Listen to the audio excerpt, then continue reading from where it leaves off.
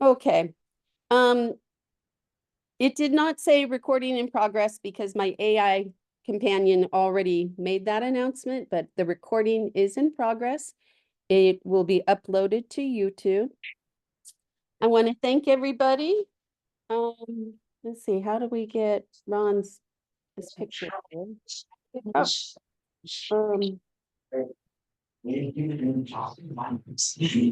okay, hold on a second. Let me sorry guys.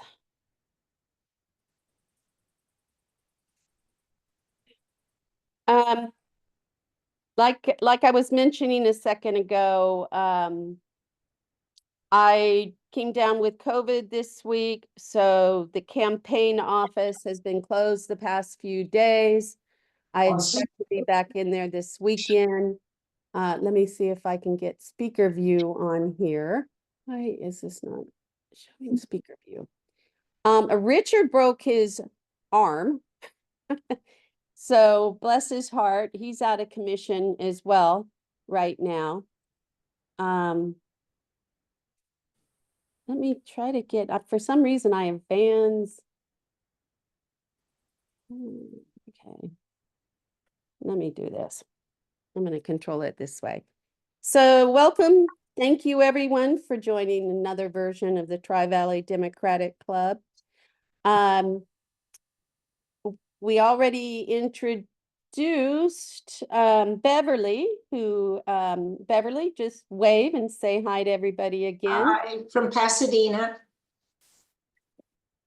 I mean, I'm now in Pleasanton, but I just moved 3 weeks ago. Welcome. Thank you. And to open up tonight's meeting, I'm going to turn this over to our political director so he can make opening statements for me since I'm still under the weather. And so I'm going to turn this over to Ellis Goldberg to make our opening statement tonight. The political director. Well, welcome, Beverly.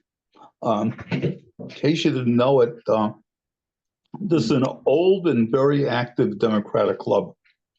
At one point, we had 2 members of Congress as our former officers. Now it's just one, Eric Swalwell, but Jerry McNerney was also in Congress, and he was our vice president.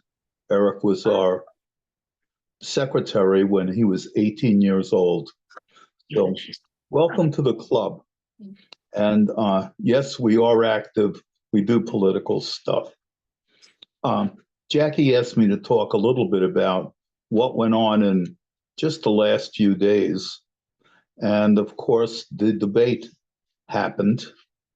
And what came out of it is they're eating dogs, they're eating cats. And you hear my wife laughing about that. But this is part of the Trump strategy. The Trump strategy is that there's only so much political oxygen, media space at any particular moment in time. And if you can gobble up all of the political oxygen in the room for news cycle after news cycle, like Trump does, as Trump does, then the other team doesn't get to make their point. So while we think it's very funny, all of these YouTube videos and TikToks and whatnot about cats and dogs in Ohio, it turns out that it's part of the strategy so that people don't hear about $6,000 if you've got a newborn and $25,000 if you're going to buy your first home, which a lot of people would like. But there's been no discussion about that. Why? Because the cats and dogs have taken the oxygen out of the room. And now the oxygen has been taken out of the room by the latest shooter in Florida. And we've all heard about that. I find it kind of There's a Yiddish term, obsolescence, and I can't even begin to explain what it means.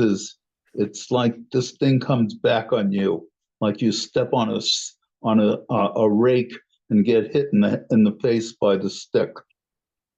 Obsolescence is that both of these shooters had automatic rifles. And you know what Trump's position has been on automatic rifles. But still, it takes all of the oxygen out of the room, and the American public and the voters are not getting to know Kamala Harris any better or Tim Walz any better because the political oxygen is gone.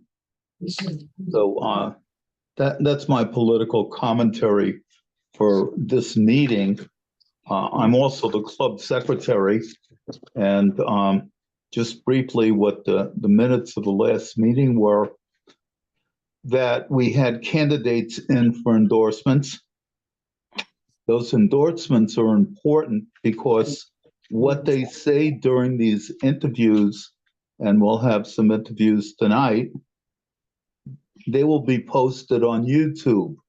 And this is just about the only place that many voters could hear from the down ticket candidates on YouTube, answering questions from real voters about matters that make a difference. Last month, we had one candidate running for the Las Positas board, the community college board, Stephen Lanza. He's running unopposed, but he spoke before the club, and he did get our endorsement, especially since he's running unopposed. As you may have heard, half the residents of Oakland are running for mayor, but we had 6 of them here, including Chief LaRon Armstrong, the embattled police chief who was recently fired, and Tanya Love, Cantina Mattori. Let me try that again. Alice, let's one correction. Tanya Love did not complete her paperwork, so she did not participate. Okay, I'm sorry, I missed that one. Can Titha Mattori, Charlene Wang, Sean Danino, and Rowena Brown were here, but our bylaws say that you need 60% of the vote to be endorsed, and none of them got 60% of the vote. Alan Akashir, our treasurer, reported we had $2,564 in the treasury. We took in $15 and spent 74 cents, I think. We also had $600 insurance policy with the state party that had to be paid. I made a statement as the political director about the 13 Keys model by Dr. Alan Lichtman, which that night predicted that Harris will win the election. Jackie announced the opening of the UDC office, which he just spoke about, and we had a pretty good opening party. There must have been 30 or 40 people there, maybe more. A bunch of people running for down ticket seats, plus Jerry McNerney, who's running for state senate, were there, and they spoke to those attending. And then we had endorsement results. I gave you those. And one thing at the end of the meeting, we proposed giving $500 to the UDC as a donation. I made that motion, and Sharon, my wife right here, seconded it, and was passed unanimously. We adjourned the last meeting in honor of Ellen Corbett, who was a Parks Commissioner But at one point, she was the leader of the Senate, the state Senate Majority Leader, and a very powerful position at that point because we had both 3/4 or 2/3 in both the Senate and the Assembly in Sacramento, and she got a lot of stuff done. And she just recently passed away. And that is the secretary's report from the last meeting. Jackie, it's all yours unless somebody's got some questions.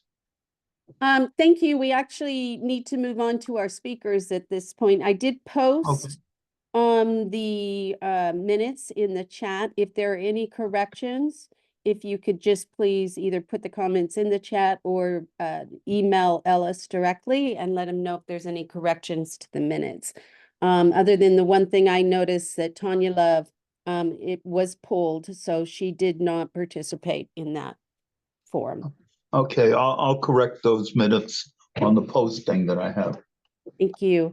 And our agenda for tonight, first off, we're going to be hearing for a candidate for the Livermore Valley Unified School District, Tara Boyce, followed by our candidates for East Bay Regional Park, Ward 2, and we have 3 candidates for those positions, or for those races. There is 1 seat available, so we can only endorse one of those candidates. And then we will be hearing around 8:15 regarding a measure, Dublin Measure II with Jennifer Longley. So first up, we're going to have Tara speak. She is actually out of town on a conference, so she's joining us in between. Let me go ahead and spotlight you.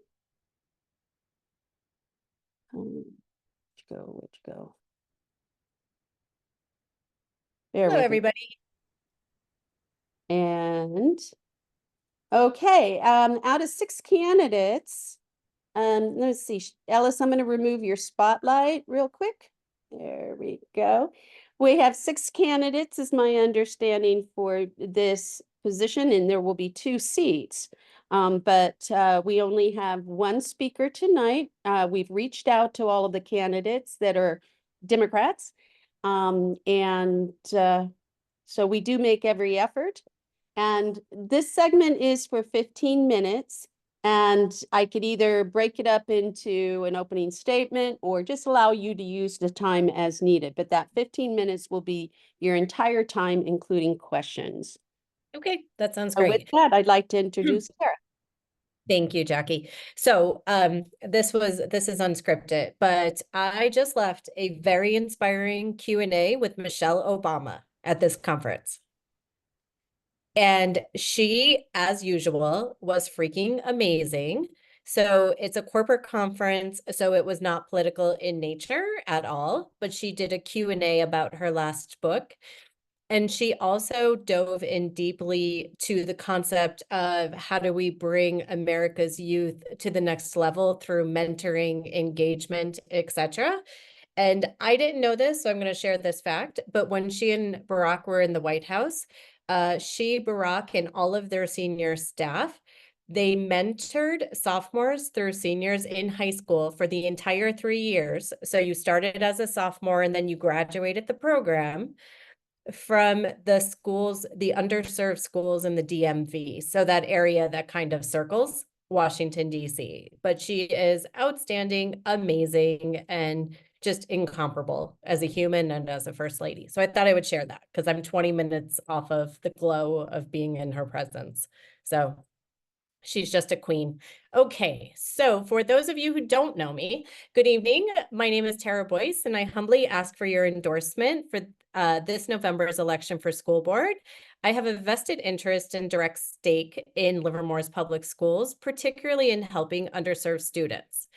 even more so now that after Michelle talked to me about it. Second, I have a unique background in finance and business, which will bring a much needed perspective to the district that is facing funding cuts and expiring grants. And third, I'm deeply involved in the wider Livermore community and understand how integral education is to developing community citizens. So I am not a California native. I was raised outside of Scranton, Pennsylvania, and educated in the local public schools. I am now the parent of 2 young elementary students enrolled in Junction K through 8 in the dual immersion program. My inspiration for running actually came while navigating pathways for literacy support for my older son when he was experiencing literacy lags due to a medical condition. I'm an advocate to my core, always have been, and I kept thinking about the other children that might be out there experiencing need, but lacking a familial advocate due to lack of time, knowledge, or ability to navigate resources. In terms of my background, I'm different in nature, both to the current school board directors as well as the ones that I'm running against, in that I have a BA in economics and political science, and then I earned an MBA later while working full time.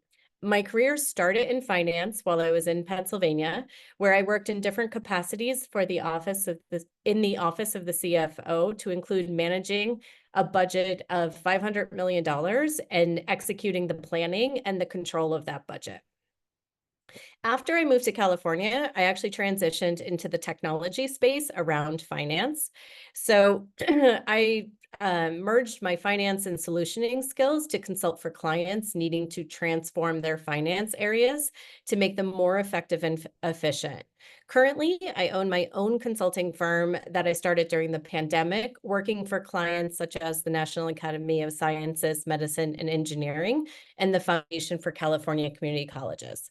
As I mentioned, my education professional skills are not present on today's board, nor within the 6 or the 5 candidates that I'm running against, and I feel it's absolutely critical to have these skills as we move forward.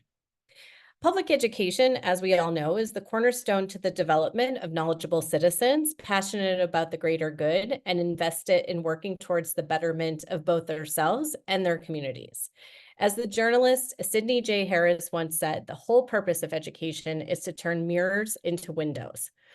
I volunteer in the community through Tri-Valley Haven and the Bay Area Crisis Nursery, and I've been part of the Dragonfly Yoga community downtown since its inception. Since becoming a mama, and time is limited, I've transitioned to volunteering through their activities and supporting the Junction community.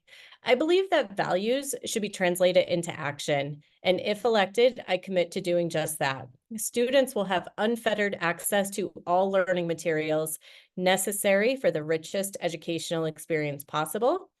They will be able to learn in schools safe from physical and mental harm, and they will build skills that will take them from our classrooms out into the world as productive, engaged citizens working towards the greater good. They will also, and this is so critical in today's environment, be able to recognize fact from opinions and use the facts to make the best decision in their interest. So that's me in a nutshell. I'm ready for any and all questions. And Mr. Goldberg already has his hand up, so polite. Let me make my screen bigger so I can see more hands. Okay. Okay, go You ahead, got it Ellis. right. But at this house, I'm Ellis. Okay. Anyway, although I haven't been to a school board meeting in I don't know how long, maybe forever, I have heard that school board meetings are very contentious affairs lately, particularly in 2 areas: sex education and book banning. You kind of touched on that in the last 45 seconds. Yep.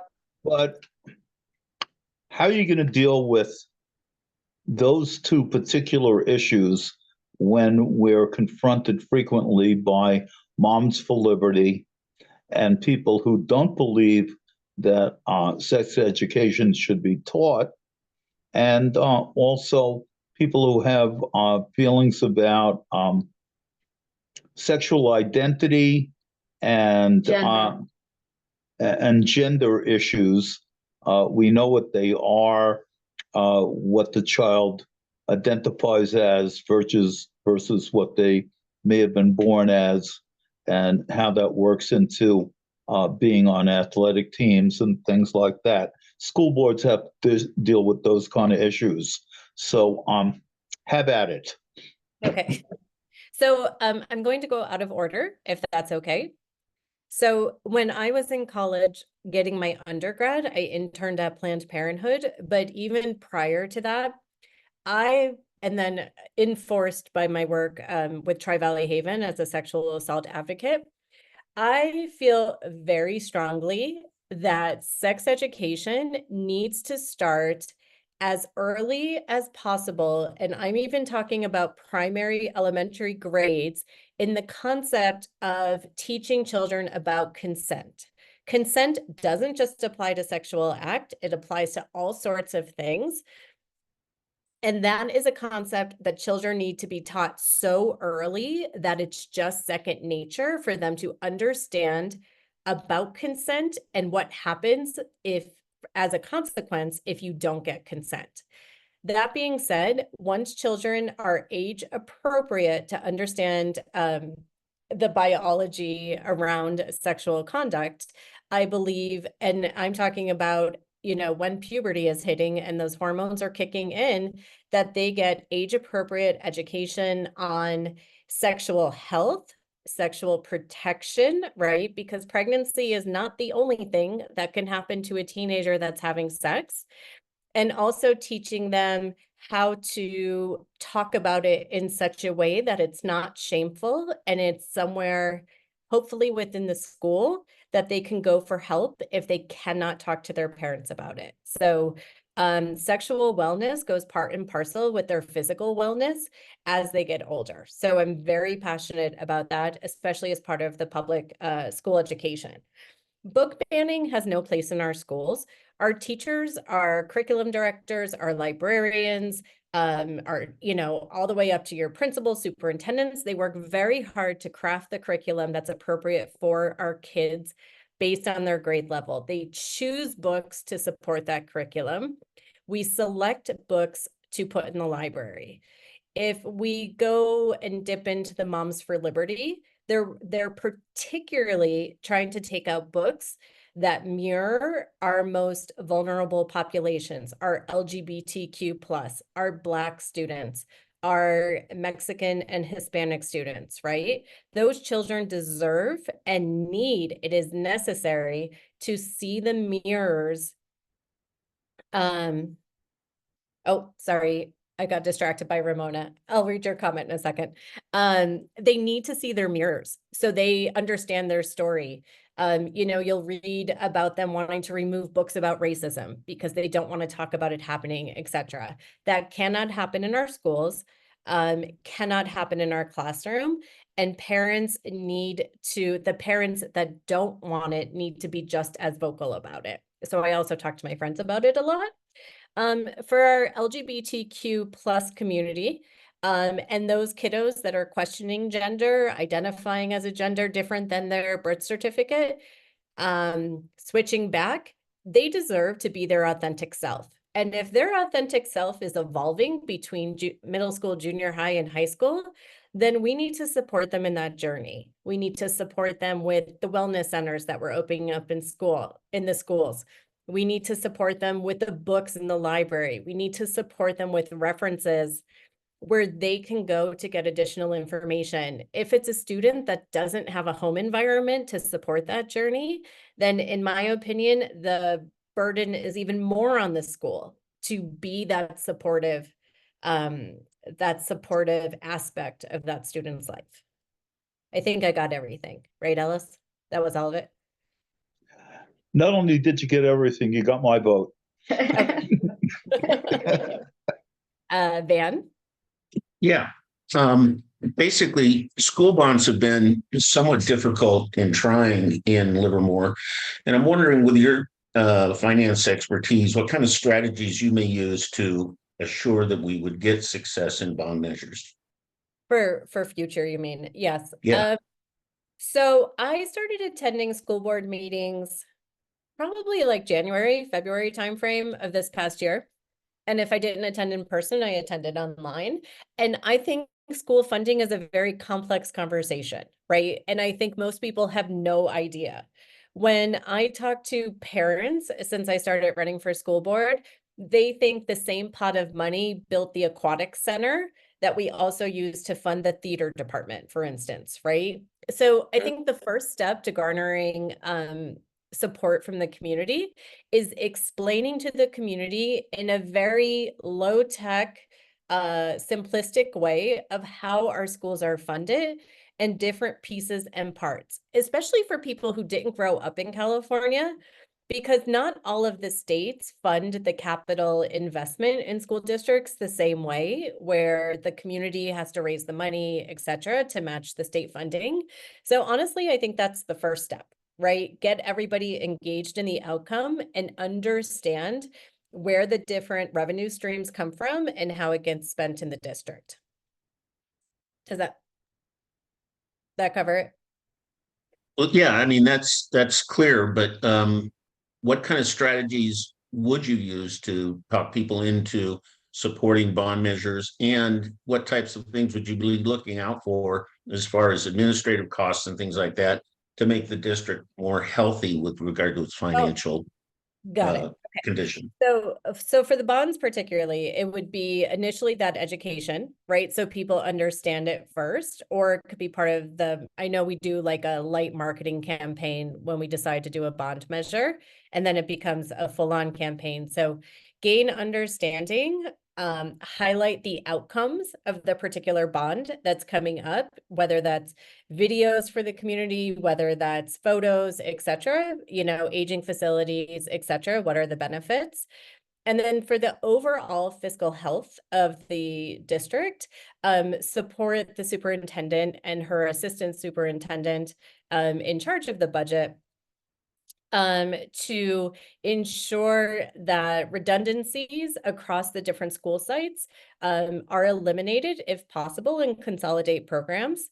And then also measure outcomes of programs as much as we can to make sure the most productive programs are being continued, and then possibly other programs that don't have the outcomes that we expected are either re-looked at, right, to make them more productive, or discontinued entirely. Thank you. And we have time for one more question. The Honorable Valerie Arkin. Hi, thank you. Tara, nice to meet you. I'm Valerie Arkin. I'm a city council member here in Pleasanton, but I served 12 years on the school board prior to my city council service. And just wanted to ask you what my constituents appreciated about me on the school board is that I wasn't afraid to ask questions. I wasn't afraid to challenge the status quo in the school district. And I wanted to know how you felt about that. If you see any challenges with that, if you see any alliances on the school board currently that could prevent you from doing that. I just think being a voice for the residents and sometimes asking questions and asking hard questions is the best way to get to the right decision. So maybe you could touch on that a bit? Sure. I can tell you that I've built an entire consulting career out of that very concept. So that's my job, to go into these organizations and ask those tough questions. So I do it professionally, and I would 1,000% do it on the school board as well. So I'm of the opinion that no one person has the best idea in any situation, right? So I think by asking questions of not just a single person, by the way, right? Sometimes the questions need to be asked to several people in order to suss out the answers, see where there's weaknesses in the proposal, where things could be done a little differently, spend a little less money, get better outcomes. And I will say the 2 brief times that I've spoken with Dr. Gibson, I have been very pleased with her openness to being challenged, right? I asked her to describe the ideal board to me, and that's I'm just paraphrasing, but that's basically what she said, right? Is she wants a board to help her come up with the best solution by challenging her, asking her questions to make sure that the ultimate solution is as good as we can make it for all parties, right? Nothing's perfect, never will be, which is why we continue to change things, but that is her thought process as well. So yes, I don't shy away from the hard questions. And as I was told by a manager very early in my career, you're never calling anyone's children ugly, so you ask the questions, right? Like you challenge them to get to the best answer. Not that anyone should call anyone's children ugly. So yeah. Thank you very Thank much. you. And I mean, that is our time. However, I'll give you another 30 seconds to make a closing quick statement. Okay. I think I covered a lot in the, 15 minutes that I spoke, but I would just, since I'm only one of 6 that's running, I would just challenge everyone who is listening to me now to do their research on the other 5 candidates and go deep if you can, if you have the time, and just make sure you understand the positions of those candidates and what they will or will not bring to the school board. So thank you so much for the time today. And Jackie, thank you for accommodating my wacky schedule today. Thank you so much. Thank you and good luck. Thank you. Okay, let me back here and put the spotlight back. Okay. Next up, we're going to be hearing from East Bay Regional Park. And the first up will be Linda Deschenbolt. Linda, where are you? So I can let me look for you here so I can spotlight you real quick before you get started. Bear with me. I am having trouble with my Zoom navigation tonight. Maybe it's the COVID. Linda, can you raise your hand so I can find you easily here? I don't know why I'm having a hard time. Linda, are you even here? Is Linda even here? Actually, she's not. So, Casey. I am happy to go. I unfortunately have a bit of a migraine, so I Sorry. may bid myself adieu as I finish, and I really appreciate the opportunity to be before you this evening. Let me stand by a second. Let me spotlight you real quick.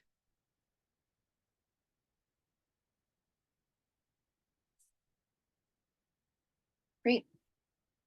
Let me remove my spotlight. Okay, so what we're gonna do is we're gonna do 7 minutes, and then followed by 5 minutes of question and answer, and then a 3-minute closing. Does that sound okay? Yes, I may be more expeditious than that, but thank you so much. Uh, Okay, go ahead. All right. So I may have met some of you at the Unity dinner last year. I know you all were honored.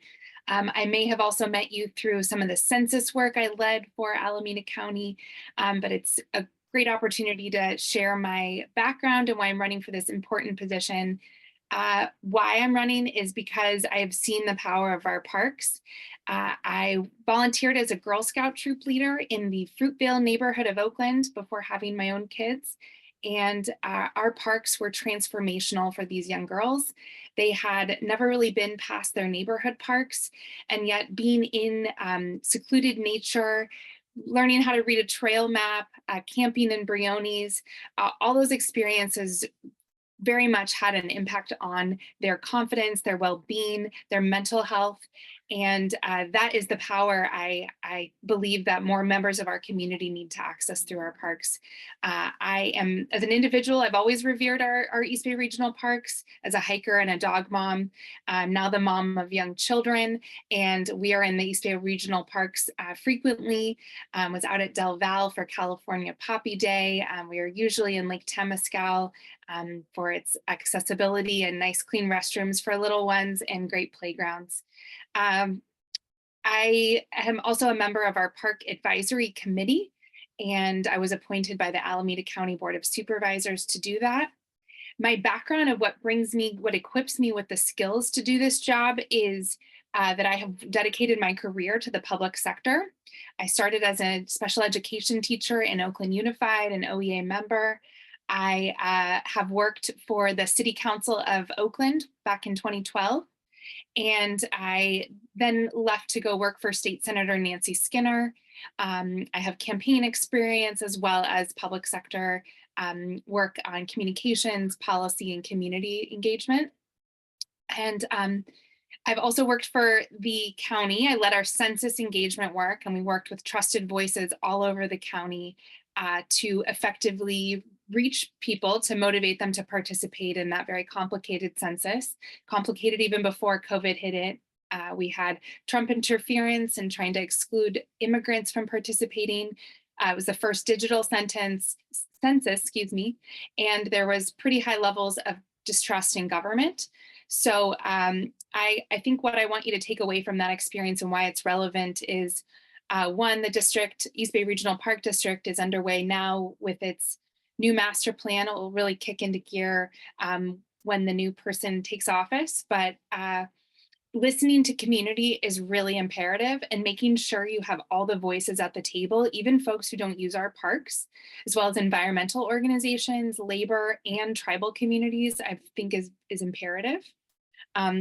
I also believe that climate resilience must be at the forefront of that plan. We are seeing the drastic impacts of climate change upon our parks, and we are also at the same time the defense for climate change in so many ways, because the redwoods we have on the ridgeline are protecting us, capturing a lot of carbon, the #1 species of doing that.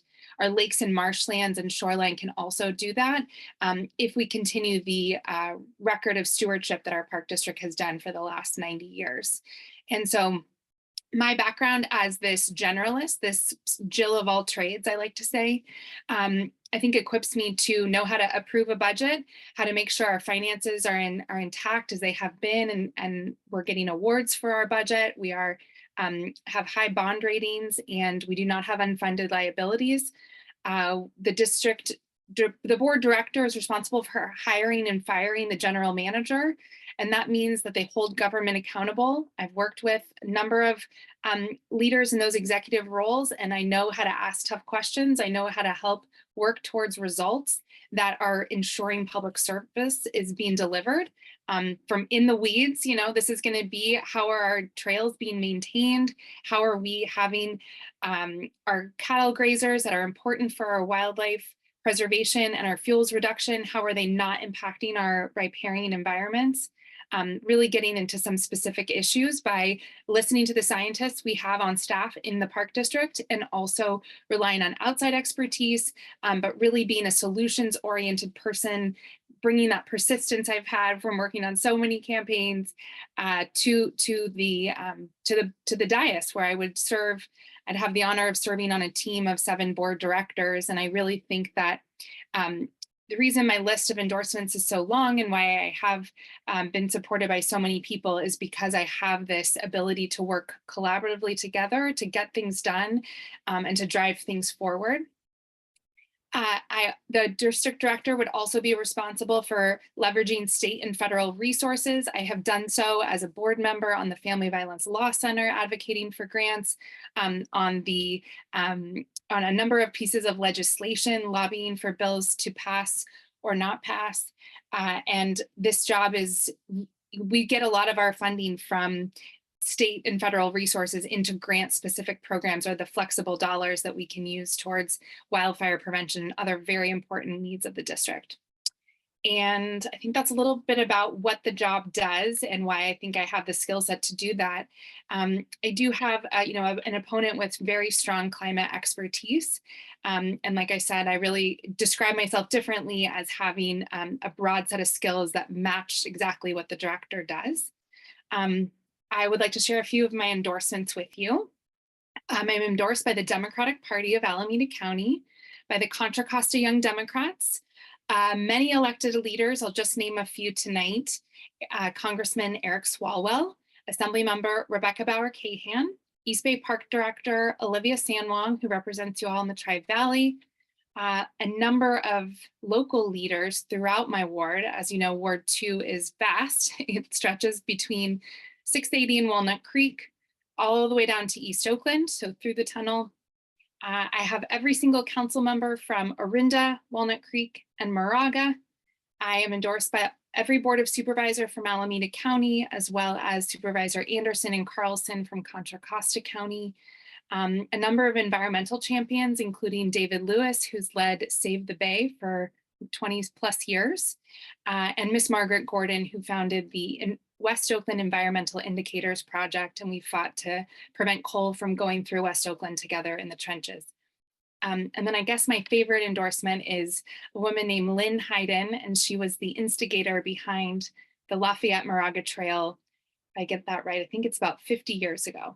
So it's a pleasure to meet her and see that as a mom of young children, and that's the position I am in now, that she helped get a really remarkable trail incorporated into the park district.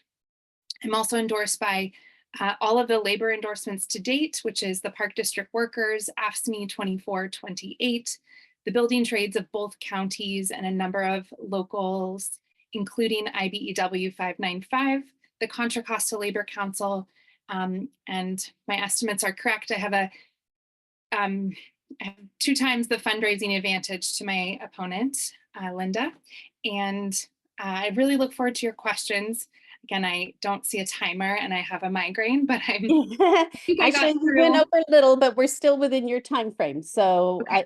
I like to have you feel comfortable and keep going. So we have now a remainder of 7 minutes with your time. So open it up to questions, and then you could use the rest as a closing statement. And the first question goes to Van Rainey. So out here in Livermore, we're kind of concerned about the transition of the chain of lakes, that line Stanley Boulevard and into Pleasanton. Do you know if the East Bay Regional Park District has any particular interest in, managing the transition process? You know what? I'm not going to go over my skis here and try to answer a question I don't have the answer to. I would very much happy to look into that for you. I know you have a board director who is also very good at responding to constituents. So I don't have an answer for you on that. Okay. I do know that the Park District is looking at expansion and has been supported by the voters to do so. And I think we are excellent stewards of public land. That's what happened 90 years ago when voters approved that measure. And not in all parts of the county, I understand that, but I appreciate that people see our park district as an excellent steward of land and the go-to for a lot of our spaces. So I would hope that they would be considered as that expansion. And I know you have other special districts as well. Thank you. Other questions, anyone? No other questions? Oh, we have Christy Wong. Hi, Casey. Hi, Christine. I just wanted to ask if you could speak to your ideas on how you would increase the accessibility of our parks to sort of lower income or less well-resourced families, and especially children. Great question. I have a lot of ideas on how to do this, and I've really been listening to folks throughout the campaign and as to where those barriers are. So I understand that some parks, there could be access through expanded AC transit or other direct forms of transit. I think that we need more bike access. Not all of our trails are, some are difficult to traverse up in the hills, but I think I would like to make sure that that is an access point as well. Some of the innovative ideas I'd like to think of is, you may not know, but we have an East Bay Regional Park District Foundation, and they can leverage outside resources. They support the Park Express, which is the bus scholarships that go and help students and families access our park district. I'd really like to think about how we can do that for other community organizations and maybe on weekends or evenings, such as faith communities or after school programs or the senior service programs. Other places where folks who are not using our parks, and I'd love to dive deep into that data. I know the district does a good job of counting the numbers of folks, but it doesn't have as much data on the demographic groups that use or don't use our parks. But I'd like to think about trusted messengers on the ground. That was our ticket to success on the census, was work with the folks that already had the trust to tell the message, to do the outreach. And I'd like to invest in those organizations who can help bring people to the parks for the first time. They can, provide the information, they can help answer questions because they're already trusted or providing services. And we are essentially a conduit to just get to the parks by that scholarship. And then our amazing naturalists and staff would be at the parks to greet and educate and support visitors as needed. So I want to do some more fact finding into where are there greater opportunities for that, and then also tell the story of how our parks are so fantastic and the experiences people are having, so it can help us spread the word to gather even more investment and desire to visit our parks. I know that some organizations pop up naturally because our parks are have so many trails. I think 13,000 miles, if I'm correct. Like a group called 510 Hikers that's trying to get more BIPOC families into our parks. And I went on a hike recently with my 2 children, and they said that they don't need anything. They just need well-maintained trails. So that's really what we all need as well. Thank you. Thank you. And let's see, you have about 2 minutes for closing comments. Well, I think I've given you a lot of information. I do appreciate significant amount of time, but I think I'm just going to wrap it up. I think if I've left anything out, I think I'll just kind of summarize my skill set. I think I'm a really problem solver at heart and an advocate. And what I am looking to do is help amplify what I think is an already existing great district. And I want to I've done a lot of constituent relations because I've worked for a number of elected officials, and I know that responsiveness and showing that we're looking at real solutions is important to the constituents. And I also know that our parks are that we rely on some tax revenue measures for our resources and for our future, and yet we have to continue to build that trust and provide excellent service in order to be able to do that. I think I'll end with one anecdote, which is when I was in 6th grade, I received a book called 50 Simple Things That Kids Can Do to Save the Earth. And I started a recycling group in my 6th grade. I then advocated for my high school to implement campus-wide recycling and to ban styrofoam.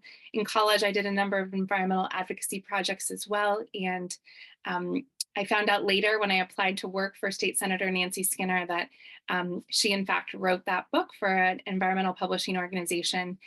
So I find that to be an interesting connection, and try to be on my path to being an advocate on environmental issues and many others. So I look forward to serving you on this board, and I would be happy to take additional follow-up questions perhaps tomorrow after I've recovered. But I really do appreciate the time. Thank you so much. And I hope your headache is not COVID, because it is going around. So take care. Thank you very much. Good luck. And I'm going to go ahead and remove the spotlight. And we have Linda Deschambault is now in the room. I'm going to spotlight her for everyone. Welcome, welcome, welcome. Linda, what we're going to do is, like I discussed, we're going to do about a 7-minute, give you 7 minutes, and there's not a clock running, but I'm watching the clock.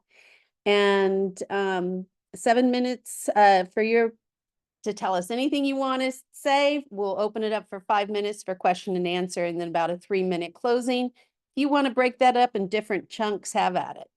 So here to talk about her campaign is Linda Deschambault, if I said that correctly. Yes, I tell people think of Rochambeau, Deschambault. Flo's a nice French Canadian name. I grew up in New Hampshire. By the way, sorry, I was a little bit late. My sweet Irish twin brother, who's a stroke survivor, had some needs. He's traveling up there in Maine, and got a little bit distracted with that. But I grew up in New England and just love the outdoors. I actually had a very dysfunctional family, abusive family, and I think for mental health, we find great solace and healing in nature. And that's where I always went to recoup. And I had a great 8th grade science teacher, Mr. McGee, who actually got us outdoors doing chemistry. And it made sense to me because I could see pH paper in the rivers and the trees. And I decided literally when I was about 12 or 13 that I was going to go out and take care of nature and be a scientist. And I did. I have degrees in soil science and chemistry. And I spent 17 years testing the environment and telling what was in the water, in the fish, in the soil. And I worked my way up into a management position, got a master's in business. And so I was a soil science, a scientist and a manager all at the same time. But I got tired of telling everybody what was polluted and what was wrong with everything, what was in your water, what was coming from plastic water bottles, what was coming from, I wanted to do policy. So I ended up at the Environmental Protection Agency doing inspections and cleanup and policy work. So between my laboratory days and my environmental EPA days, I have more than 37 years of experience that I'm bringing to the table to our park district. And at the EPA, I had all sorts of jobs, definitely Natural Resources Agency, deep connections with federal, state, local officials.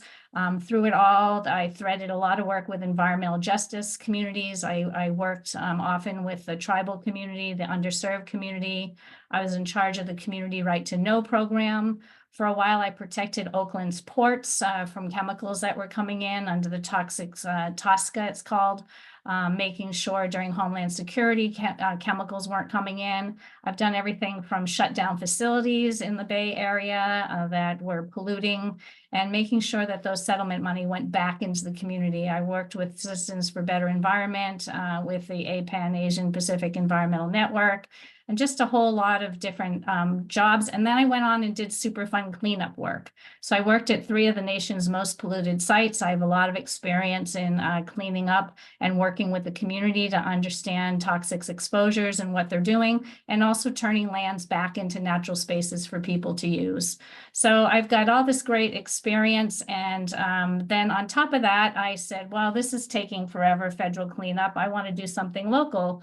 So I ran for election and I won. 7 of us ran and I won a seat as a Town of Moraga council member and mayor, where I have a very good track record as well, where I got a lot of things done in the community, everything from setting up a farmer's market to preserving 1,100 acres of land, and making sure our riparian corridors were not broken down by a golf course. And I just have all this energy, all this work. This is my life passion. This is what I do. And on the side, I didn't rerun for mayor. I formed a nonprofit and I help cities with writing climate action plans and general plans. And that's where this all starts to collide. It's like, oh my God, this woman's got all this long, this itinerary, but it all comes together in the end, because what I really have been doing recently is helping cities, local governments write their general plans. And that is exactly what the Park District is doing.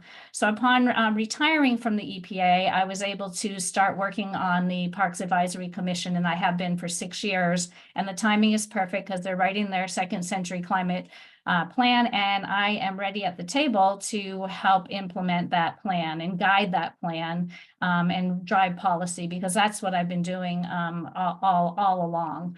And I've been doing a lot of work with that, with the climate action planning and making sure that all our general plans have a chapter on climate resilience and how are we going to protect our parks, a chapter on equity, how are we going to make sure that not only our workforce, but the users are equitable and mirror the society that we represent, that we're elected to preserve. And all of it starts to come together. You know, I've done a lot of work with underserved communities. The Asian Pacific Islander group is now a plurality in the Bay Area. So are we serving them well on our parks? You know, looking at all of that comes together in this work. So, you know, we've got some really interesting candidates running for this seat. I think it's really important to take a look at the job description and what's ahead. And a big part of what's ahead is the second century plan. But also what's happening is we have 1,500 acres of forests that are dying. We have lakes that are warming and algal blooms. We have sea level rise. And all of these things I've dealt with in my life. I've done everything from pump and treat systems, the biochar of forests, the working with the community, the clearing, the native plants. You know, there's a big push for goats, but people don't realize the impact, that the negative impact that things can have. I've been through all the trials, all the errors. I've been in the trenches. I'm battle tested.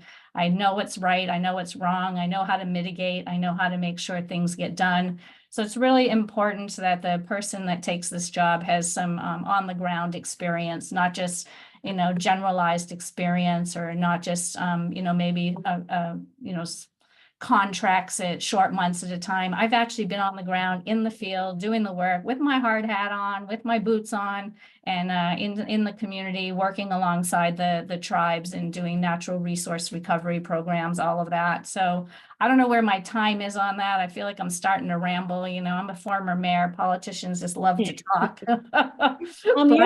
You're right about on time. So just so that's about a wrap up there. You know, in summary, you know, this is an important job. The climate crisis is important. I would like to touch briefly that the agency is buying lands that are urban contaminated lands.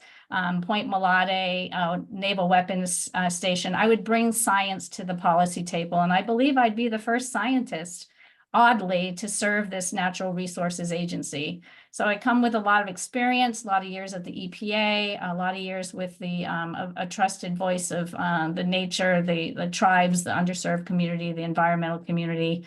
And I would love to get to work and provide this to my parks that I love the parks so dearly. That's what brings me and keeps me here in the Bay Area. I just love our parks and happy to give all my years of experience to protecting them. questions. We have about 5 minutes of questions. Well, since we don't have a question, I'll ask a question. What's wrong with the goats? Well, goats do not care what they eat. They eat everything. It's True. good that they eat poison oak and stuff, but they also chew on pallid manzanita, and we only have 200 of them that have been identified in our resource summary at the East Bay Regional Park District. And you know, they gnaw on the edges and the bark of trees that are native trees, and so they're not very selective. So they can be a real problem. And what happens is they bring it right down so sparse to the ground that only the first plants to reintroduce are the most aggressive ones. And so all these years of a transgressional forest or a riparian area is suddenly just ripe for invasive plants to come in. There's a lot of studies, you can Google it, that there's a lot of backlash to goats.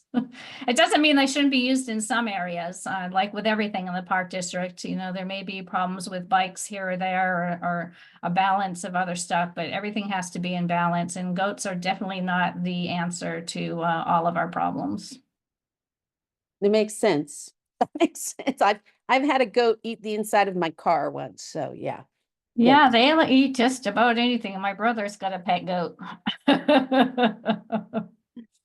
Other questions? Everything needs to be thought through, and that's where I think I'd bring a balance to bring in the other perspective, a science perspective that isn't often considered in all the decision making.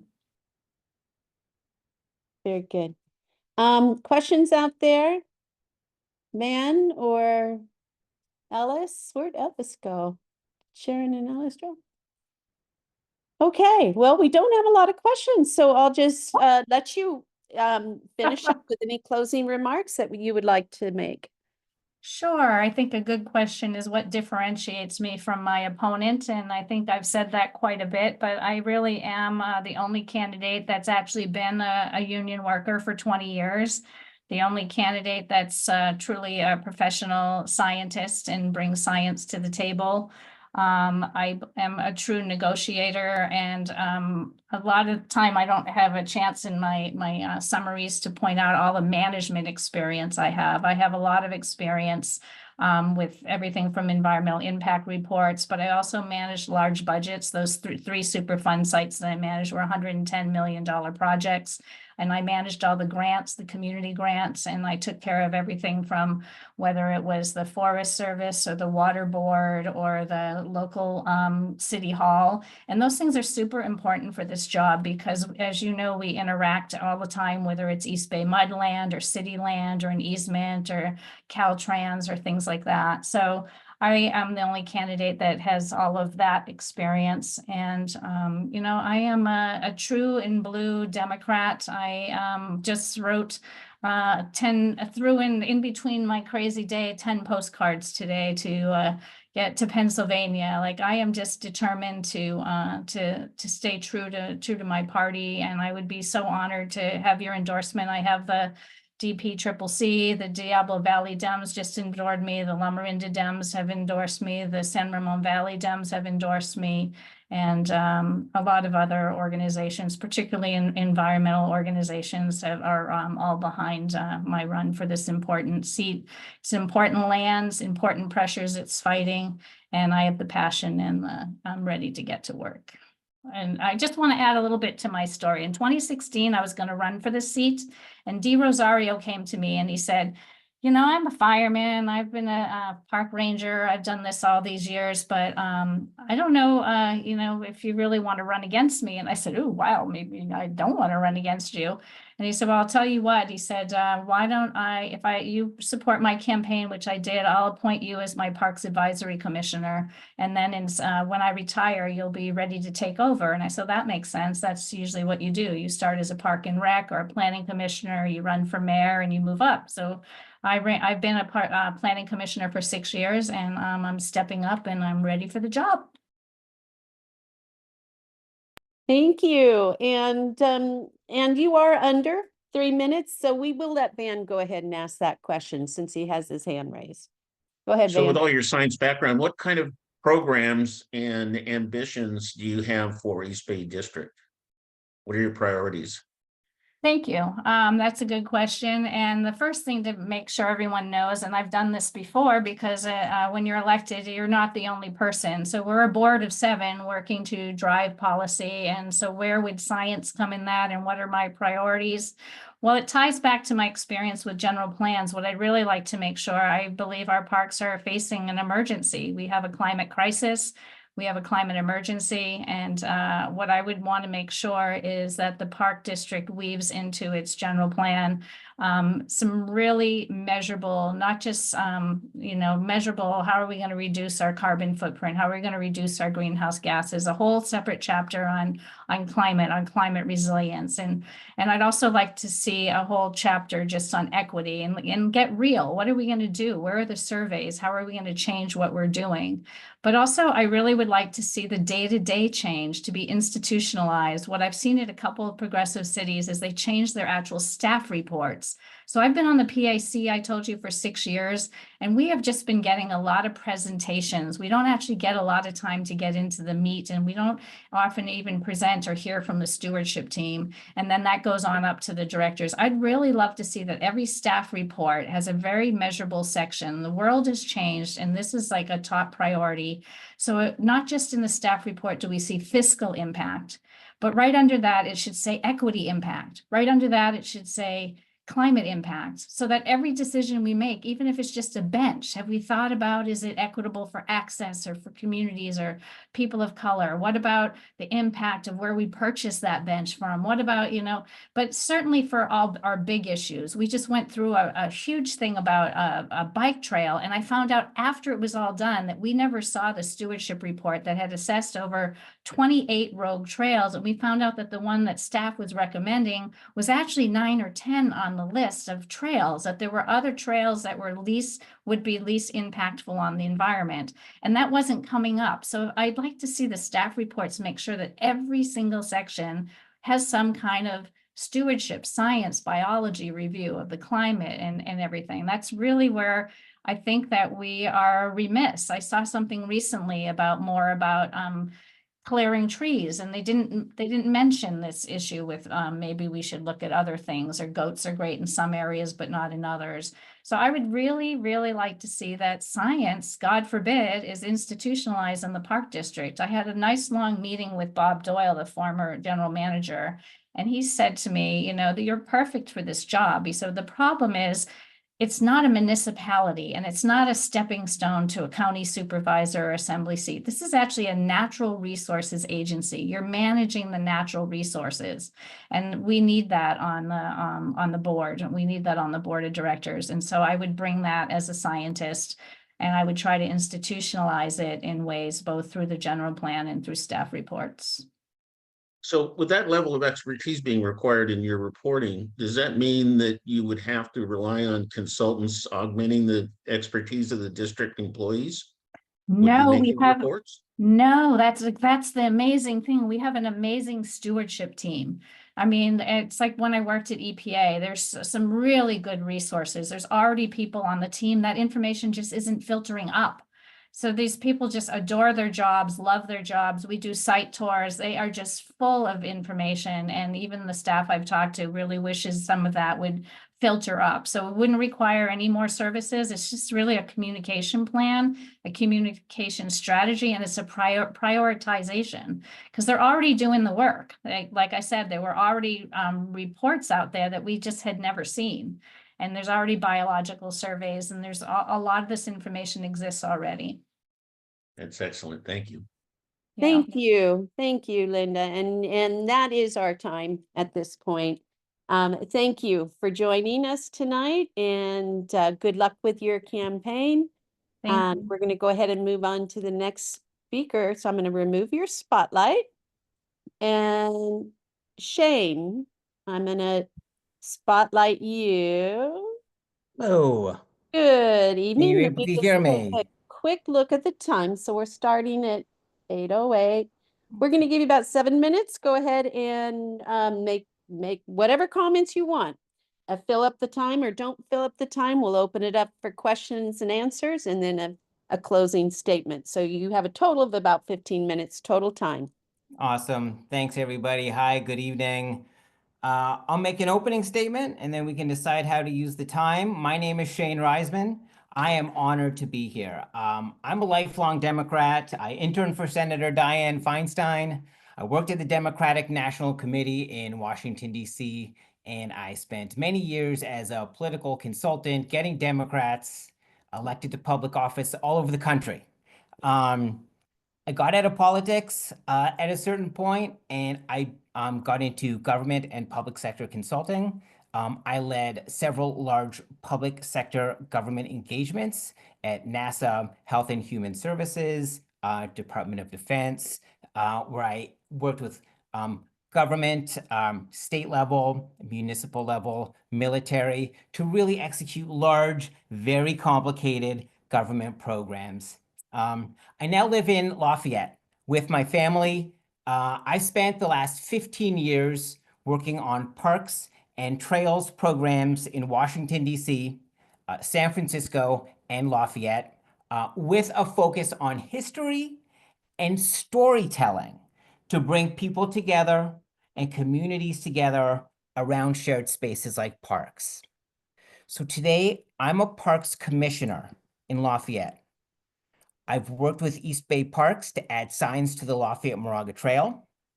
I've worked with California State Parks Department to capture funding for local parks in Lafayette.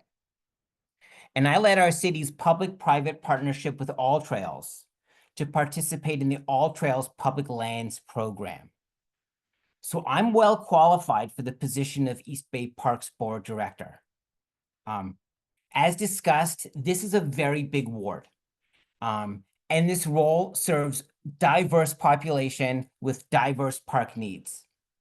My priority is park access. In Oakland, there's a parks access crisis. There's 50,000 people who live in Oakland that are nowhere near a park and without the financial or health benefits of being near a park. This includes lots of young families and kids that can't drive to get to a park. And that's not fair.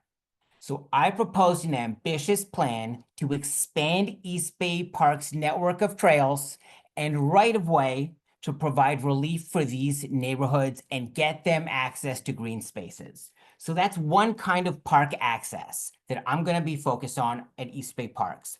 But where we live, on this side of 13, we're fortunate because we have lots of great green spaces nearby. So here, when we talk about access, it's a little bit different, but it's kind of the same. Because when we talk about access, we want people to feel welcome and connected to our parks. Now, what I found is that my starting point for any visit to a park is to check online resources. And this is where we're going to get kind of tactical and specific. I find that when I go to visit a park, I go online to get online resources. But I have found that, and maybe you all have too, that the map and navigation tools from East Bay Parks Online are clunky and hard to use. And so this is a different type of access issue. It's also access because it's critical for young people and families visiting East Bay Parks to be able to get their hands on a good park map. That's access. That's a different form of access, but it's important for folks who live in this part of the ward. Now, I'm a member of the California Historical Map Society, and every year, data scientists, and this is interesting, data scientists and cartographers from all over the world come to Stanford, and they present the next generation of mapping. This is more specific than what my competitors have described, but what I plan to do is take this model from the California Map Society and bring it to East Bay Parks. Now, there is a vast amount of free open source mapping data available today online.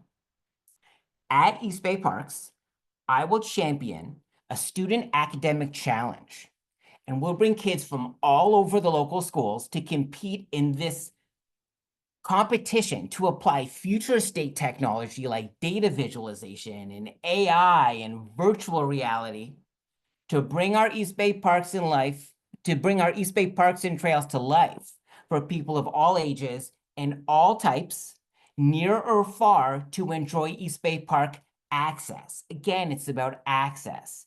So these are the types of programs that we need at the East Bay Parks. We'll seize this opportunity to demonstrate our innovation. You know, when we talk about East Bay Parks, you don't hear a lot of these folks talking about innovation. We're going to cultivate the next generation of East Bay leaders, build a workforce of innovative East Bay Parks leaders, and in the process, increase park access. So these are the types of programs that we need at East Bay Parks. And I'm the only candidate in this race with a vision, energy, and accomplishments to bring these programs to life. Please consider me for your endorsement. I look forward to discussing these opportunities and partnering together to increase access to parks in the Bay Area. And now I will open it up to questions. And our first question is from Ellis Goldberg. I may have missed this at the beginning. I was out of the room. But yeah, you missed it. What is it in your background that makes you run for this particular political office? What is it that makes you different than the thousands of people who are also eligible to run? Why did you decide to go into public service and do this? I'll start with the second part of the question first, I think, or the first part first, which is that I'm a parks commissioner here in Lafayette. And so we work very closely with East Bay Parks on lots of very important initiatives that have a big impact to the folks who live here in La Marinda, where I live. People here, also where you live, consistently mark parks as one of the key contributors to quality of life.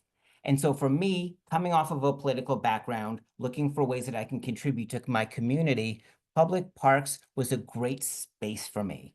I serve on the Parks Commission. I work on parks issues. I'm a user of parks, and I know a lot about parks issues here in Ward 2. So when the opportunity opened and Dee left, I jumped in. I thought this is a great way for me to represent where I live at the East Bay Parks, but also take my vision and scale it up. So one of the things that I'm working on that I've talked about is creating a historic walking trail experience on the Lafayette Moraga Trail. Well, what I quickly learned. I don't think you're understanding the question. The question is, what is it in your background that's different than everybody else's that Sure. made you decide to become a parks person? Yeah.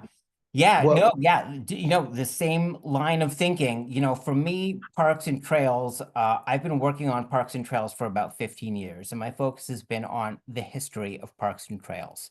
So I've worked on, for example, a heritage trail site in Washington, D.C., where we pulled together. Washington, D.C. is one of these towns that's got lots of great history in every part of the city.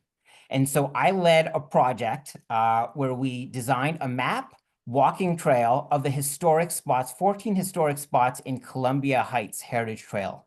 And so pulling together the local community members, the historians, the visitor centers, and the business owners to land on how you create historic trail walking experience in a city successfully that endures and pulls people out of their houses and pulls people out onto the street to experience this public space together and what we share together via these public spaces. So I've done that successfully in Washington, D.C. I worked on those projects like that in San Francisco, and I've worked on them here in Lafayette. And I've seen the magic of how working on public spaces together, which I've done successfully, can build a community. Happened after COVID. So one thing that got people out of their house. I've worked on those projects. I've seen them do good things for a community. And the reason I'm running for this office is because I want to do it at scale. The stories we want to tell about our shared space are bigger than just one city. They span the whole Bay Area. And so that's a level of expertise that I want to bring and offer that the others do not. thank you. Thank you. Other questions? Anyone out there, other questions? Okay, well, you still have about 5 minutes if you'd like to make any other closing statements or comments or tell us, why you versus the other. It seems like all of you guys are very qualified. Why you versus everybody else? Yeah, sure. We all love parks. Like I said, that's something we can all agree on. I'm the only person who recognizes that the East Bay Parks District has a lot of work to do. I can tell you here, I'm mostly closest to what I see here where I live in Ward 2. There's a lot of projects that need to be finished. East Bay Parks, and this would be my focus. It's showing up. You got to show up to the community hall meetings. You got the town hall meetings, the commissioners meetings. There's a lot of open projects that the East Bay Regional Park District needs to close. And so a lot of this is about working with the community and showing up and documenting input from user groups and sort of making sure that a lot of these projects, they get finished. And so a big focus of what I'm going to do is show up, work with cities, complete projects, articulate timelines, communicate progress, work with cities to capture grants, to close a lot of these projects. I think it's something that we all see. I'm trying to be very tactical in ways that the East Bay Parks can help people, can contribute. The maps is one example, but closing parks, opening trails, fixing bridges. These are projects that are taking a very long time. A lot of the time it's because of weather or environmental restrictions and clearances that are required. But a lot of the time it's because East Bay Parks isn't showing up to drive change. And so that's what I'm going to do. And that's going to be a priority for me. So I look forward to working with you all, to being present in your communities, to working with other leaders, to identify opportunities, to deliver value through the East Bay Parks projects and finish the East Bay Parks projects. Thank you. Any I other guess it questions? helps if I unmute myself. Thank you, Shane. Good luck with your campaign. Thank you, everybody. Have a good And night. thank you. And that's all of our candidates for East Bay Regional. And for the candidates, we will need to reach a 60% threshold in order to become endorsed. So at the end of our next presentation, I will be handing out the ballots to our members. And then by tomorrow morning, I should have the final results. I want to make sure that all of our members have adequate time to submit their responses tonight. So with that, let's see. Let me find our next speaker here. Jennifer Longley, I'm going to spotlight you for everybody. Hello. Hi. Hello. During our launch of our UDC, Jennifer came up to me and told me about this legislation that is being proposed or on the ballot for the city of Dublin. So here today to tell us about this legislation is Jennifer Longley with Measure II. Yes. Thank you so much for having me here. It's great to see so many familiar faces. Let me know when I can get started. You're more than welcome to get started. Do you need me to make you a co-host to share anything? I don't think so. Can everybody see the chat? I can just put the link to our website in the chat so you can take a look at some of the proposals we're talking about. So I'm here with the Measure II campaign, and I'm going to put our URL here. This is yeah, a project 30 years in the making. The city of Dublin is attempting to, after 30 years, beginning with our 1994 adoption of the Eastern Dublin Specific Plan, to finally have a road that is connecting the cities of Dublin and Livermore. Currently, even though this has been in Dublin's plan for literally 3 decades, there have been 2 main issues. One, that nobody owns the land. This is a privately held piece of property. And 2, right now it sits within the county. But 2, and this is an equally important part of it, regardless of what happens with the land in terms of getting the road built, there needs to be funding to get the road built. And so that's been the sort of $64 million question, for lack of a better way of putting it, for 30 years, is trying to figure out how to get a road that both Dublin and Livermore both agree that they want. So 10 years ago, voters in the city of Dublin overwhelmingly approved an open space initiative. And in the open space initiative, there were very specifically only a few different reasons that specified uses for normal and appropriate accessory uses and structures that were identified within that open space initiative. And one of them, it was number 5 on a 5 member list, was a roadway connecting Dublin Boulevard and North Canyons Parkway. As part of the Dublin Open Space Initiative, which was adopted by Dublin voters back in 2014, there was a provision that required 10 years after the effective date of the ordinance for the City Council in Dublin to study commercial development along the extension of Dublin Boulevard to North Canyons Parkway up to 1,200 feet north of Interstate Highway 580, and that the council should consider, among other matters, whether or not commercial development is needed to fund the construction and maintenance of this extension, including all other things, including water supply, wastewater service, that type of thing, and very specifically stating that the council may put a measure on the ballot to authorize development in that designated area. So here we are 10 years later, 30 years from the beginning of the Eastern Dublin Specific Plan. It is 10 years after the Dublin Open Space Initiative. The city has done the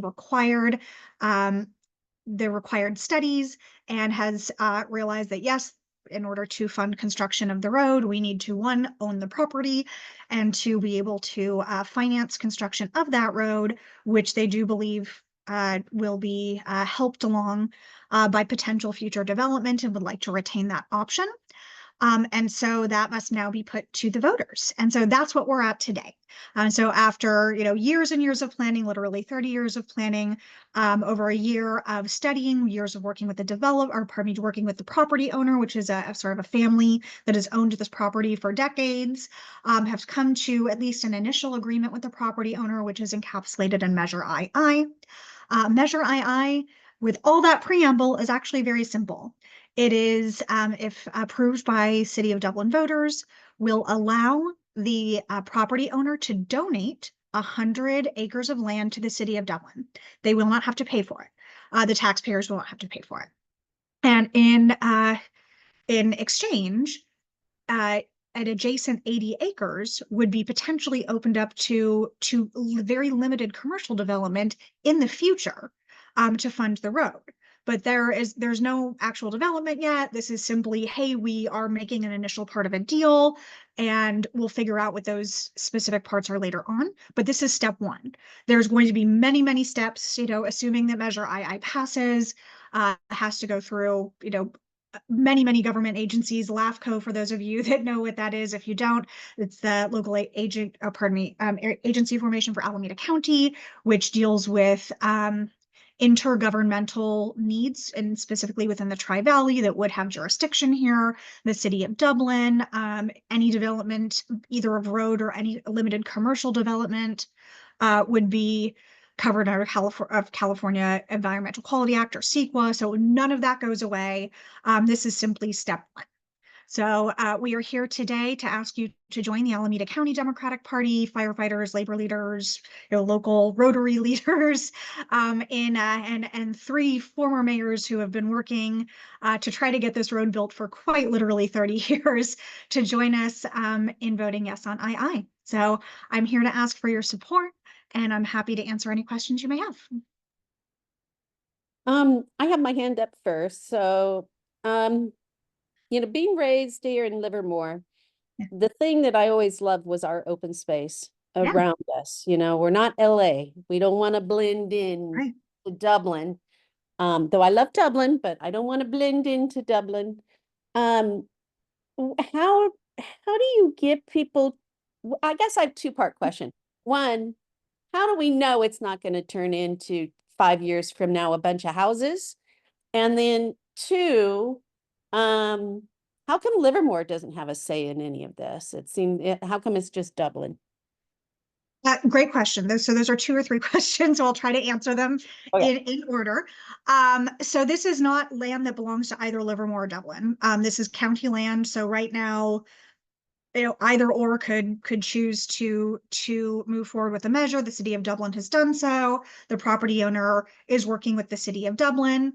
Very specifically, the Dublin Open Space Initiative applies specifically to housing, and Measure II in no way impacts that. So this has nothing to do with housing whatsoever. It doesn't touch that. It is very limited in scope.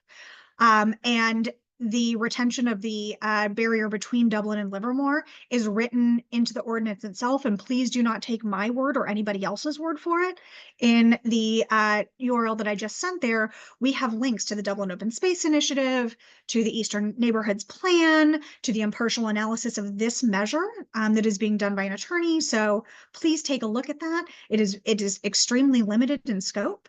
And Livermore will have a say, because as I mentioned in my presentation, it's sort of alphabet soup here.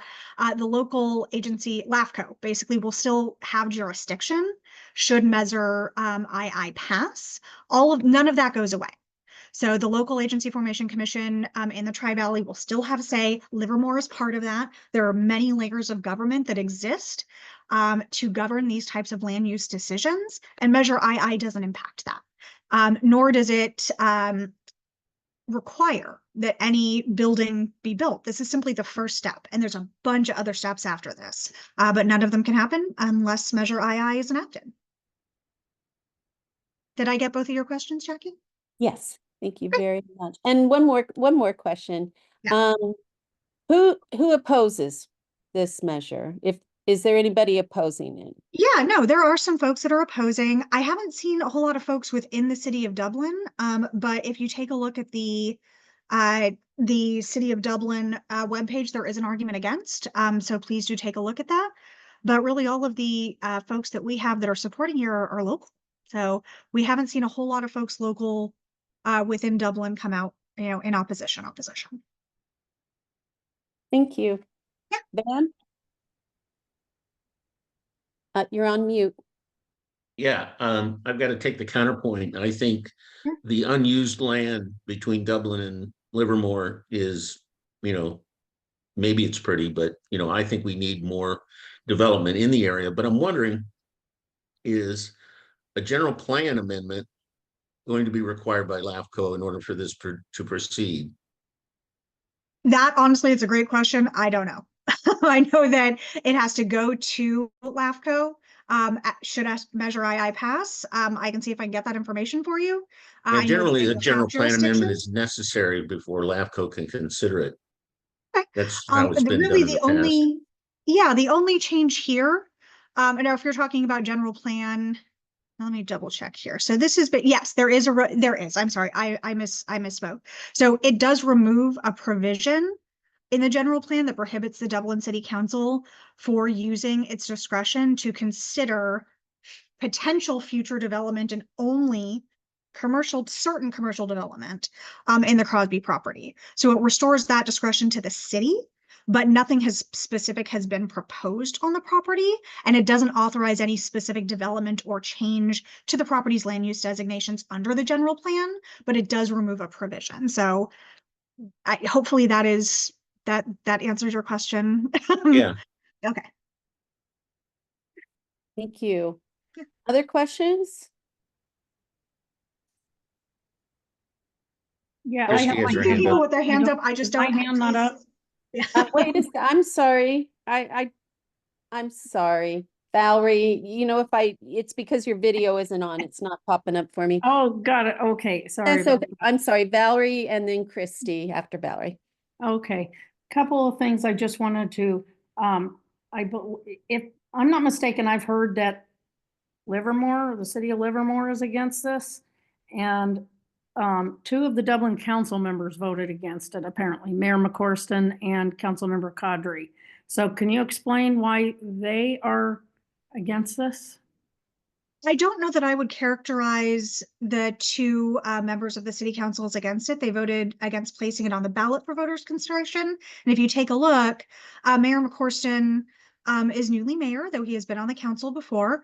And he stated that he wasn't sure what work had been done with the city in terms of pardon me, not outreach, in terms of the study that had been done, to my understanding. And again, to be clear, I wasn't and have not been working for the city of Dublin, so please check me on this. But the city of Dublin did do a lot of that work already, and I believe was working with then Mayor Melissa Hernandez, who left to go as she was appointed to the BART board. But I do not believe that they are campaigning against it. And I can't speak to why Livermore would have an official opposition. You would really need to ask them. 6 cities is rather chaotic.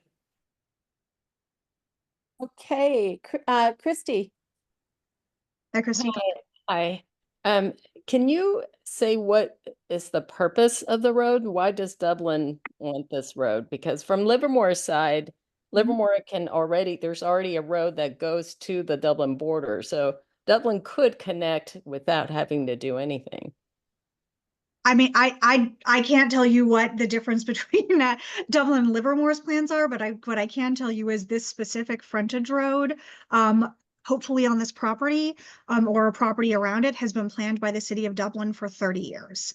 So this is something that the city has been trying to do for quite some time. In Eastern Dublin in particular, for those of you who may live in that area, there's a lot of impacted traffic. 580 is impacted. It takes a really long time to get to Chabot Las Positas. Some of our firefighters are concerned I think as you all have seen with fires happening up and down the state, having additional roads, in 911 emergency situations are probably some of those reasons. I can't speak to what the city of Livermore wishes to do. But it is my understanding from what I've done in my own research that they were also interested in potentially having a road. The problem has been, again, that two-pronged problem. They don't own the property and nobody had the money. And Measure II attempts to start a process where both of those issues might be addressed. I guess what I'm saying is there already is a road from Livermore to connect through that property. And then it's from Dublin where there isn't a connection from that road to Dublin. And so Dublin could build that road without having to make any changes. Why doesn't Dublin just go ahead and build that connector? All I can tell you is what the city of Dublin has chosen to place on the ballot is Measure II. So I think that's your answer. That's what they've chosen to do. Okay, I mean, because from my perspective as a Livermore resident, as you're saying, this is the first step of many steps, but this is the first step towards opening up for a lot of development in what is currently open space and is important to Livermore. And so I'm just trying to understand the Dublin's perspective on it and why the need for the road when you can already build the road. Again, the only thing I can tell you is that the reason for Measure being placed, II being placed on the ballot is to both be able to construct the road with land that would then be provided, and to be able to fund that road. And I think those are two items that it looks like Dublin was able to solve, or potentially solve. I cannot speak for Livermore. I mean, there is a road there. That's what it's not clear to me. There's already a road there. The part that doesn't have a road is the Dublin side. And so you could Right. already build that connector. That's the part that I'm not understanding. Okay. Okay, thank you. I appreciate that. I don't know if I have any other answer to give you other than the one that I provided. Okay, thank you. Yeah, thank Joan you. has her hand up. Joan? Hi. Hello? Hi. Oh, I would just like to ask the Democratic Club here to have someone who is on the other side, so we hear both points of view before we make our decision. Thank you, Joan. We could pull this off the ballot tonight and then reach out and find somebody who, I don't know who that is. I'd have to do a little research and find out who is There are a number opposing. of people who would be appropriate. Not to say that you haven't done a good job, John. Well, actually, I kind of haven't done a good job past week or so. I've been sick, so I apologize. I kind of, got behind the 8 ball on this one. I will go ahead and I did send out ballots to folks, but I think Joan makes a good point that we cannot answer what we don't know because we don't have the debating side. So what I will do is I'm going to, Jennifer, I'm going to invite you back again next month. Okay. Just so we can, we don't have to do the whole presentation again, but to have the debate. Yeah. And then folks can be armed Happy to do it. with Yeah, no. questions. And just so we don't endorse something that we, missed a whole argument for. And that was a good point. I should have had the debating side here. But I'm going to go ahead and give you another couple minutes to give a closing statement, and we will invite you back for the vote when we have somebody that can address the other concerns and maybe answer the question about the other frontage road on the south side of the freeway, why that can't work. Sure. Right. So again, really appreciate the opportunity to speak to everybody today.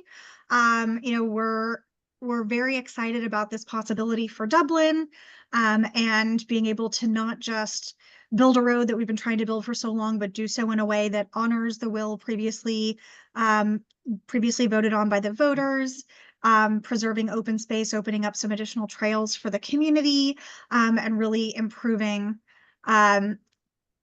911 response times and the ease of getting to Las Positas College. We are also very excited that we're able to do that without increasing the tax burden on Dublin residents. So that's, I think, really important. There's, it's a tough time right now.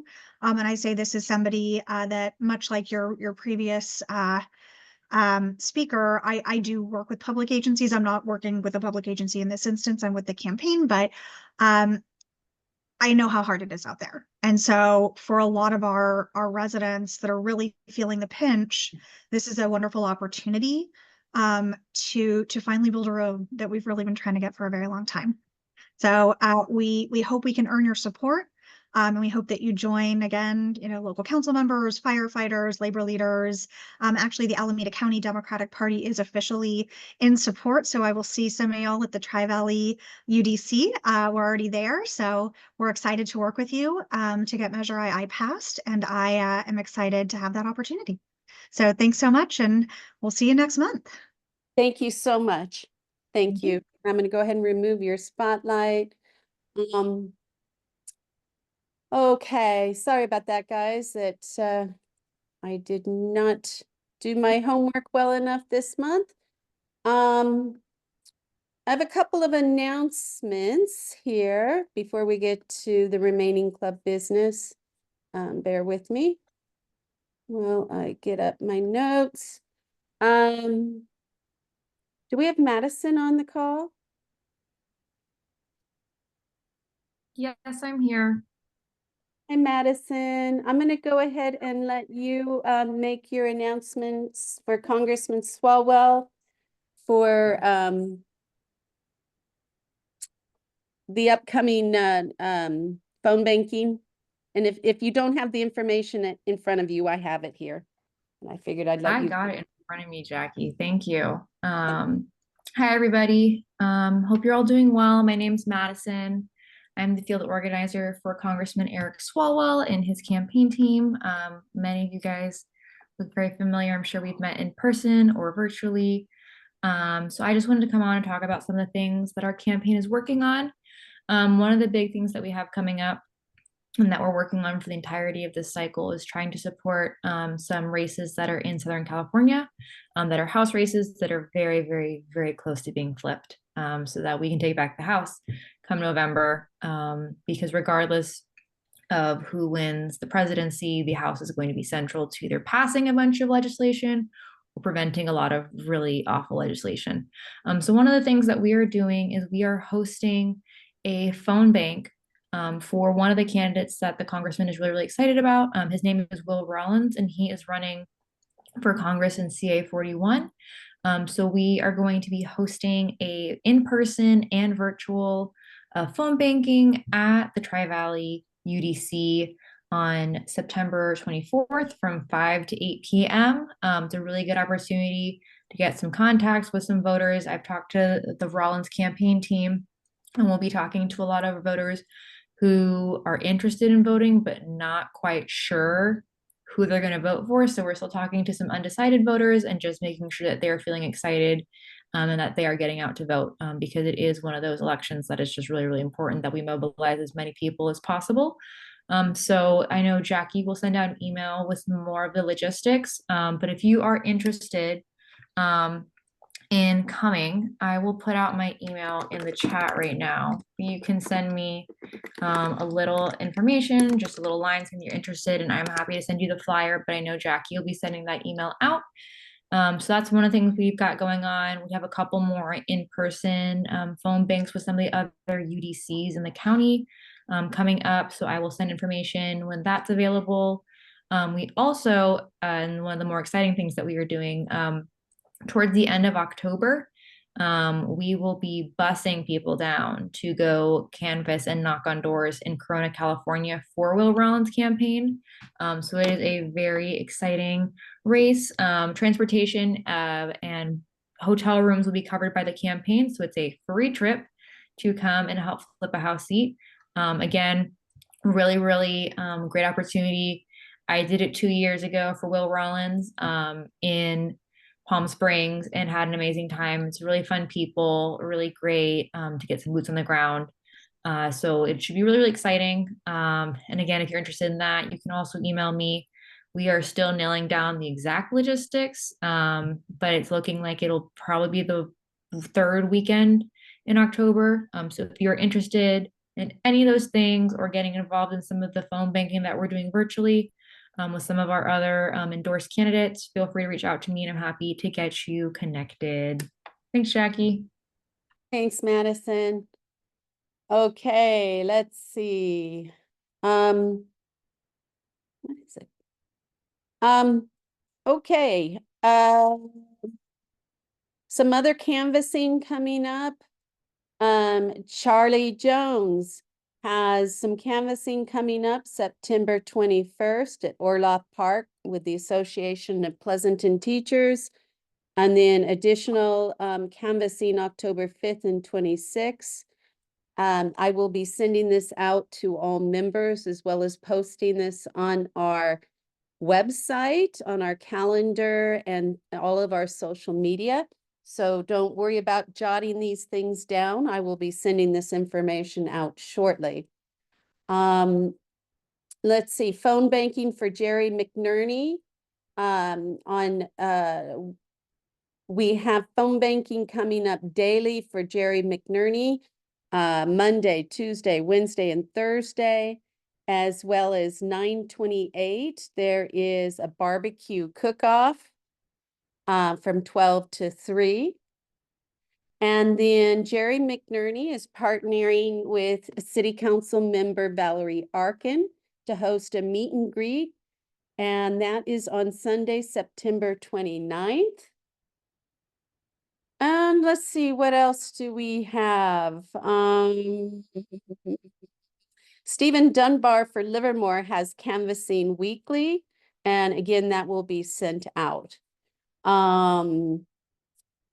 So I will do the best I can to keep all of our endorsed candidates' events out there and available for people to choose any type of activity you want. The other thing is I have Kamala Harris yard signs from the UDC. We are recommending a $10 donation. I have them here in Livermore. And as soon as I'm testing clear from COVID, I will have them in Dublin and I will be happy to deliver them upon request. So I sent out with the notice today, there is a form that you can fill out on the Tri-Valley UDC's website to reserve your sign. So if you haven't already done that, reserve your sign. And then with that, I'm going to turn it over to Alan Nakashir for a treasurer report. Good evening. This last month, we had income of $135. Our expenses were $6.05 for credit card fees. We also had a $276 expense for Square, which is help me, Jackie. That's something It's our website. It's for our website. Okay. Yeah, it's our actual website. The host. I knew it was something. I just wasn't sure what, which gives us a net of $147.05. We had a beginning balance of $2,564.52.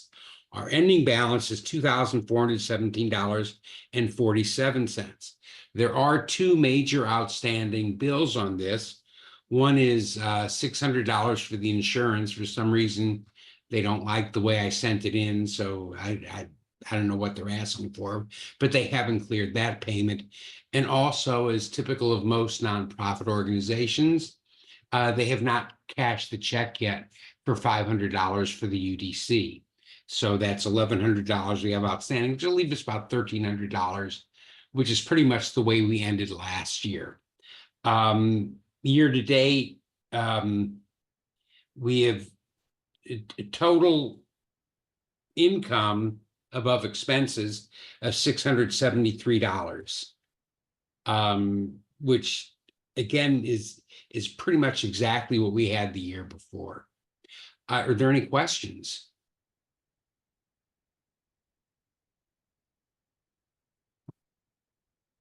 Thank you very much. And we'll be getting Good out report. the new year.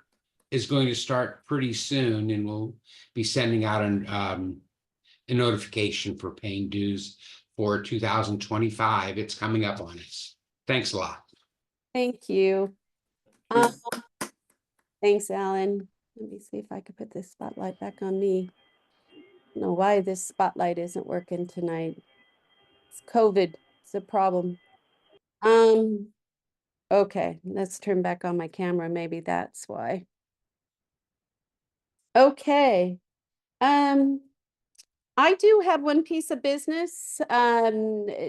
This coming weekend is the Unity Dinner. Normally in the past, we have donated a basket to the event. I've already purchased a basket in preparation for it. If we do not want to cover it through the club, I will do it on my own behalf. But I would like to make a motion to spend $100 on a gift basket for the silent auction for the Unity Dinner. Second. Van second, all in favor, say aye. Aye. Aye. All opposed? Okay, the ayes have it. You guys want to see the basket? Nope. Nope. Okay, so if you can, attend the Unity Dinner. I myself will be attending my high school graduation instead. Ours got delayed due to COVID. So we're actually, Granada High here in Livermore is having the classes 78, 79, and 80 are all having a reunion this year. So, but if you can attend the Unity Dinner, they'd love to have you. There's still seats available. Any other business? I'll open it up to the floor. Anybody have any other business? How are the ballots coming to us? Oh, you didn't get yours? Let me make sure. Thank you, Van. I thought I sent it. Did anybody else not get a ballot? I didn't, but I don't think I should vote because I'm so new. Who's that? Beverly, I'm only here 3 weeks, so this is all new to me. Oh, well, that's Beverly, just vote no on Measure II. Alan, is Beverly on the list, the roster? I don't recall.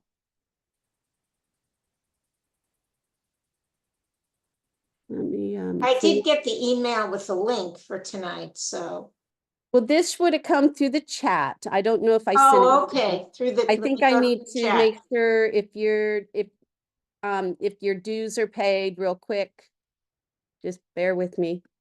So there's 2 ways to attend. You can attend our meetings and not be a member, but Oh, once you okay. pay dues, then you can vote in the process. Okay, So if you have paid dues, then I need to make did you? I think I did, yes, but don't worry about it. I don't. No, I don't want to disenfranchise you, so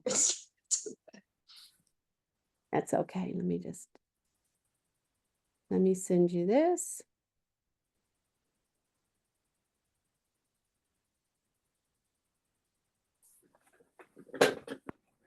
Are you? I am just blind today, I tell you.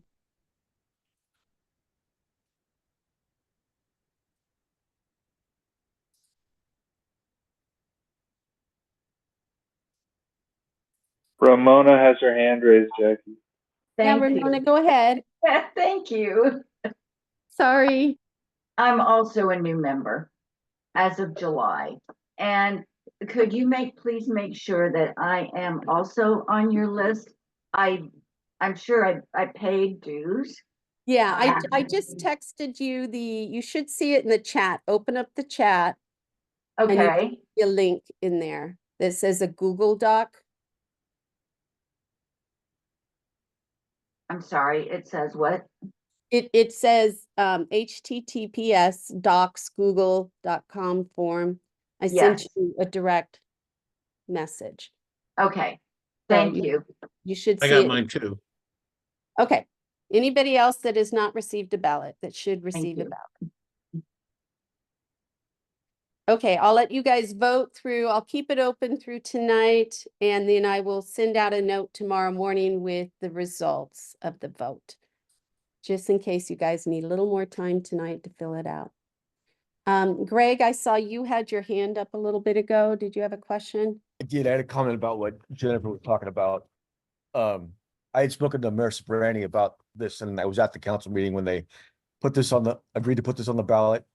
And Tim, who I think was mayor at the time, and at the time, they proposed putting this moratorium on allowing building on that last piece of property for 10 years. And that in 10 years period of time, they would come back and put another ballot measure on the ballot to retract what they had done in 2014. And Tim said it's the right time now to do this.